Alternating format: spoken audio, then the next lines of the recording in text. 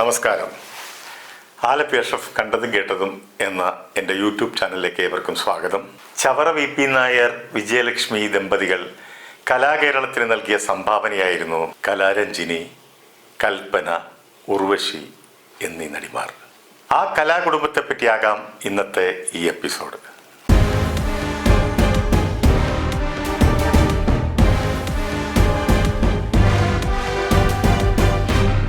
കലാരഞ്ജിനി, കൽപ്പന, ഉർവശി ഇവർക്ക് 2 സഹോദരന്മാരുമുണ്ടായിരുന്നു, കമലും പ്രിൻസും. പ്രിൻസ് നമ്മുടെ തുളസീദാസിൻ്റെ ലയനം എന്ന സിനിമയിൽ നായകനായിട്ട് അഭിനയിച്ചിട്ടുണ്ട്. കമല് ശ്രീകുമാരൻ തമ്പി സാറുടെ യുവജനോത്സവത്തിൽ ഇന്നും എൻ്റെ കണ്ണുനീരിൽ നിന്നോർമ്മ പുഞ്ചിരിച്ചു ആ പാട്ട് പാടി കോളേജ് കുമാരനായിട്ട് അഭിനയിക്കുന്നത് കമലായിരുന്നു. ജയന്റെ കോളിളക്കം എന്ന സിനിമയിൽ ചവറ വി.പി. നായരും ഒരു ക്യാരക്ടർ ചെയ്തിട്ടുണ്ട്. കൂടാതെ ഈ കുട്ടികളും ആൺകുട്ടികളും സോമൻ, സുകുമാരൻ, ജയൻ അവരുടെ ബാല്യകാലം അഭിനയിച്ചിരിക്കുന്നത് ഈ കമലും പ്രിൻസും മാസ്റ്റർ സുരേഷുമാണ്. കമൽ സൺ ടി വിക്ക് വേണ്ടി പഞ്ചമി എന്ന് പറയുന്ന ഒരു തമിഴ് സീരിയലും ഡയറക്റ്റ് ചെയ്തിട്ടുണ്ട്. ഇവരുടെ അമ്മ വിജയലക്ഷ്മിയും ഒരു കലാകാരിയായിരുന്നു. അങ്ങനെ വീട്ടിലെ മൊത്തം അംഗങ്ങളും എല്ലാം ചേർന്ന ഒരു കലാകുടുംബമായിരുന്നു അവരുടേത്. വളരെ അച്ചടക്കത്തോടെയായിരുന്നു ആ മാതാപിതാക്കൾ ഈ കുട്ടികളെ വളർത്തിയിരുന്നത്. അസൂയ, കുശുമ്പ്, പരദൂഷണം അങ്ങനെ ഒന്നും എൻ്റെ ജീവിതത്തിൽ ഞാൻ ഇവരിൽ നിന്ന് കേട്ടിട്ടേയില്ല. എനിക്ക് വ്യക്തിപരമായിട്ട് ഈ കുടുംബവുമായിട്ട് ഏറെ അടുപ്പമുണ്ടായിരുന്നു. ഈ 3 പെൺകുട്ടികളും എൻ്റെ പല സിനിമകളിലും അഭിനയിച്ചിട്ടുമുണ്ട്. ഞാൻ ഡബ്ബിംഗ് ആർട്ടിസ്റ്റായിട്ട് ഇരിക്കുമ്പോഴേ കലാരഞ്ജിനി മലയാള സിനിമയിൽ അഭിനയിക്കുന്നുണ്ടായിരുന്നു. ഒരിക്കൽ ഡബ്ബിംഗ് തിയേറ്ററിലേക്ക് സുന്ദരിയായ കലാരഞ്ജിനി കാലിൽ പാദസരമൊക്കെ ഇട്ട് കടന്നു വരുന്ന ആ രംഗം ഇപ്പോഴും എൻ്റെ മനസ്സിൽ തങ്ങി നിൽക്കുന്നുണ്ട്. തമിഴിലും ഒപ്പം മലയാളത്തിലുമൊക്കെ ആ സമയത്ത് കലാരഞ്ജിനി വലിയ പോപ്പുലർ ആയിരുന്നു, എല്ലാവർക്കും അറിയാമായിരുന്നു. കലാരഞ്ജിനി നല്ലൊരു അഭിനേത്രിയായിരുന്നു. ഏത് ക്യാരക്ടർ കൊടുത്താലും വളരെ ഭംഗിയായിട്ട് അത് അവർ അവതരിപ്പിക്കുമായിരുന്നു. തമാശകളും പൊട്ടിച്ചിരികളുമായി നടന്നിരുന്ന ഒരു നടി കൂടിയായിരുന്നു കലാരഞ്ജിനി. അവരുടെ അമ്മയും അതുപോലെ തന്നെയായിരുന്നു. എത്ര മണിക്കൂർ വേണമെങ്കിലും നമുക്ക് സംസാരിച്ചുകൊണ്ടിരിക്കാം. നല്ല ഹ്യൂമർ സെൻസ്, നല്ല ഭാഷ, നല്ല സംസാര രീതി.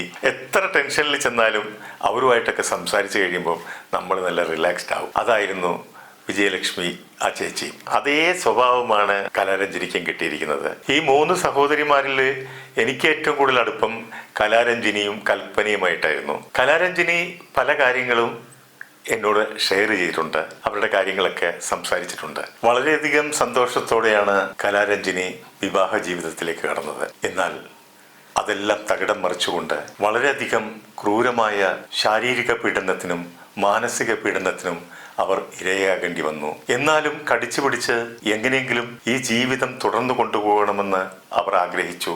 എല്ലാം ക്ഷമിക്കുകയും സഹിക്കുകയും ചെയ്തു.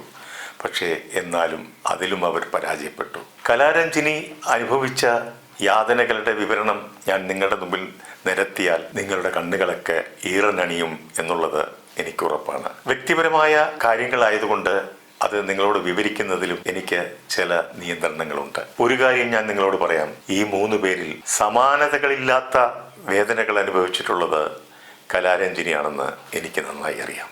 കാലം മായ്ക്കാത്ത വേദനകളില്ല എന്ന് പറയും പോലെ ഇതിനെയൊക്കെ കലാരഞ്ജിനി അതിജീവിച്ചു. ഇന്ന് വളരെ സന്തോഷവതിയായി കഴിയുന്നു.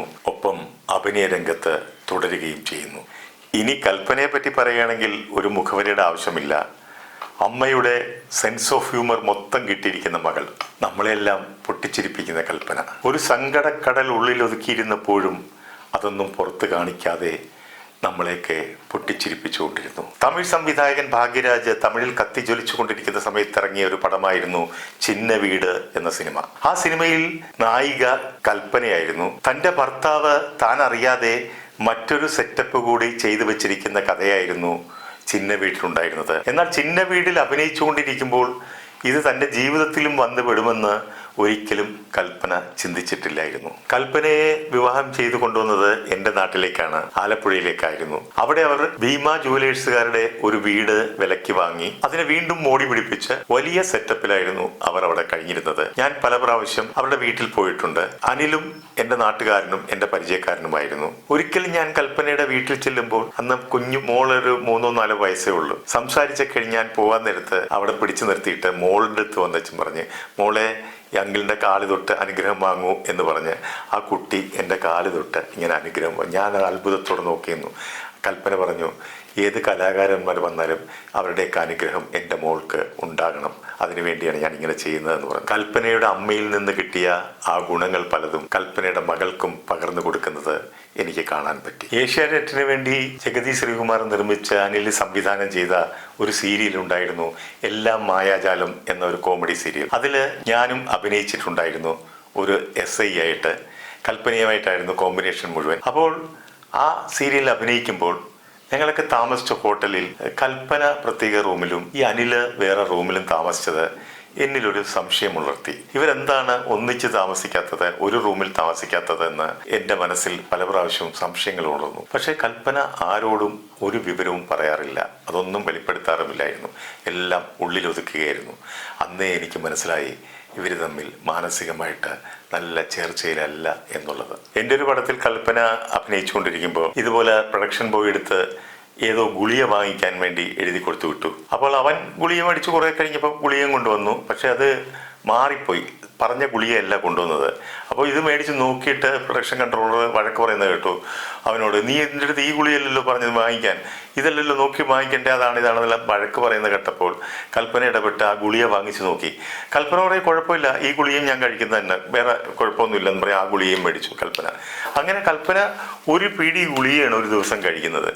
ഈ ഗുളികകൾ കഴിക്കുമ്പോൾ ഒപ്പം കൽപ്പന ഒരുപാട് എണ്ണപ്പലഹാരങ്ങൾ കഴിക്കുന്നത് ഞാൻ കണ്ടിട്ടുണ്ട്. കടയിൽ നിന്ന് അതുമാതിരി എണ്ണപ്പലഹാരങ്ങൾ കണ്ടമാനം വാങ്ങി ദിവസവും കഴിക്കുന്നു. ഒരു ദിവസം ഞാൻ കൽപ്പനയോട് പറഞ്ഞു, മോളെ ഇതെല്ലാം ദോഷമല്ല, ഇതെല്ലാം കഴിക്കാമോ, ഈ ഗുളികയും കഴിക്കുമ്പം ഈ എണ്ണപ്പലഹാരങ്ങളൊക്കെ ഒഴിവാക്കേണ്ടതല്ലേ എന്ന് പറയുമ്പം, നമുക്ക് കൊതിയുണ്ടായിരുന്ന സമയത്ത് ചിലപ്പോൾ ഇതൊന്നും കിട്ടിയിട്ടില്ല, ഇനിയിപ്പോൾ കാശൊക്കെ ഉള്ള സമയത്ത് നമ്മൾ ഇതെല്ലാം കഴിക്കണമെന്ന് തോന്നിയാൽ കഴിക്കണ്ടേ, എന്നെ നോക്കിയിരിക്കാൻ പറ്റുമോ എന്നൊക്കെ പറഞ്ഞ് തമാശ രീതിയിൽ കൽപ്പന അതിനെയും തമാശയൊക്കെ എടുക്കുകയാണ് ഉണ്ടായത്.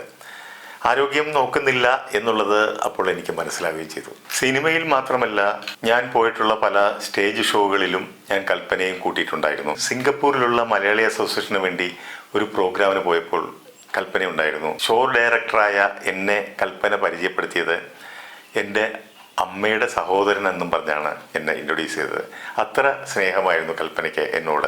എന്നാലും കൽപ്പന സ്വകാര്യ ദുഃഖങ്ങളൊന്നും കലാരഞ്ജിനി പറഞ്ഞ പോലെ കൽപ്പന എന്നോട് പറയാറില്ലായിരുന്നു. പക്ഷെ എപ്പോഴും തമാശയും അങ്ങനെയുള്ള രീതിയിലായിരുന്നു കൽപ്പനയുടെ പോക്ക്. കൽപ്പനയുടെ താളം തെറ്റിയ കുടുംബജീവിതം വേർപിരിയലിൽ അവസാനിച്ചുവെങ്കിലും കൽപ്പന തകർന്നില്ല. അവർ പൂർവാധികം ശക്തിയോടെ വന്നു. തൻ്റെ മകൾക്ക് വേണ്ടിയായി അവർ ജീവിതം മാറ്റിവെച്ചു. പോയവര് പോകട്ടെ, പോയവര് പോയി, അതൊന്നും ഓർത്ത് ഞാൻ ഇനി തളരില്ല. എൻ്റെ മകൾക്ക് വേണ്ടി ഞാൻ പൂർവാധികം ശക്തിയോടെ വരുമിക്ക. ഇക്ക കണ്ടോ, എനിക്കിതിലൊന്നും ഒരു വിഷയമില്ല, ഞാനിതെല്ലാം നേരിടും എന്ന് ധൈര്യത്തോടെ, ആത്മധൈര്യത്തോടെ കൽപ്പന പറഞ്ഞത് ഞാൻ ഇന്നും ഓർക്കുന്നുണ്ട്. പിന്നീട് കൽപ്പനയ്ക്ക് വല്ലാത്തൊരു വാശിയായിരുന്നു ജീവിതത്തോട്. കരഞ്ഞും പിഴിഞ്ഞും ഇരിക്കാൻ ഞാൻ കണ്ണീർ സീരിയലിലെ നായികയല്ല ഇക്ക എന്ന് പറഞ്ഞതും എനിക്ക് ഓർമ്മയുണ്ട്. ജീവിതത്തോട് വാശിയുണ്ടായിരുന്ന കൽപ്പനയെ വിധി തോൽപ്പിച്ചു കളഞ്ഞു. മരണം രംഗബോധമില്ലാത്ത ഒരു കോമാളിയായി കൽപ്പനയുടെ ജീവിതത്തിലേക്ക് കടന്നു കയറി. കൽപ്പനയെ പോലുള്ള ഒരു നടിയെ ഇനി മലയാളത്തിൽ ലഭിക്കുമെന്ന് വിശ്വസിക്കുന്നില്ല ഞാൻ. കലാരഞ്ജിനിയുടെ കൂടെ ഷൂട്ടിങ്ങിന് കൂട്ടിന് പോയതായിരുന്നു ഉർവശി എന്ന പൊടിമോൾ. അന്ന് AVM പ്രൊഡക്ഷൻ മുന്താണി മുടിച്ചി എന്ന ചിത്രത്തിലേക്ക് വേണ്ടി ഒരു നായികയെ തേടിക്കൊണ്ടിരിക്കുന്ന സമയമായിരുന്നു. അപ്പോഴാണ് ഈ പൊടിമോളെ കാണുന്നത്. പിന്നീട് അധികം താമസിയാതെ മുന്താണി മുടിച്ചി എന്ന സിനിമയിൽ നായികയായി പൊടിമോളെ ഫിക്സ് ചെയ്യുന്നു, ഉർവശി എന്ന പേരുമിടുന്നു. മുന്താണി മുടിച്ചി എന്ന ഭാഗ്യരാജ ചിത്രം തമിഴ്നാടിനെ ഇളക്കി മറിച്ചു. അതൊരു ചരിത്ര വിജയമായിരുന്നു. ആ സിനിമയോടുകൂടി ഉർവശി എന്ന നടി സിനിമാ ലോകത്തിൽ സാക്ഷാൽ ഉർവശിയായി തന്നെ അങ്ങ് മാറി. തമിഴിലെ എല്ലാ സൂപ്പർ ഹിറ്റ് നായകന്മാരോടൊപ്പവും ഉർവശി നായികയായി മാറി. ഒപ്പം മലയാളത്തിലും തൻ്റെ ഓരോ സിനിമയിലെ കഥാപാത്രങ്ങളെയും കൂടുതൽ കൂടുതൽ മികവുറ്റതാക്കി അവർ മാറ്റി. ഇന്ന് മലയാളത്തിൽ ലേഡി സൂപ്പർ സ്റ്റാർ എന്നൊരു പദവി ഉണ്ടെങ്കിൽ അത് ഉർവശിക്ക് അവകാശപ്പെട്ടതാണ്. ഉർവശിക്ക് മാത്രം. ഉർവശിയുടെ ആദ്യ വിവാഹ ജീവിതത്തിലും ചില പാളിച്ചകളൊക്കെ സംഭവിച്ചുവെങ്കിലും അതിനെയെല്ലാം അവർ തരണം ചെയ്ത് ഇന്ന് വളരെ സന്തോഷവതിയായിട്ടാണ് ഉർവശി കഴിയുന്നത്. അങ്ങനെ നമ്മളെയൊക്കെ ചിരിപ്പിക്കുകയും സന്തോഷിപ്പിക്കുകയും ചെയ്ത കൽപ്പന കാലയവനികൾക്കുള്ളിൽ മറഞ്ഞു. ഒപ്പം അവരുടെ സഹോദരൻ പ്രിൻസും. മറ്റൊരു സഹോദരൻ ഒരു അപകടത്തെ തുടർന്ന് വിശ്രമ ജീവിതത്തിലുമാണ്.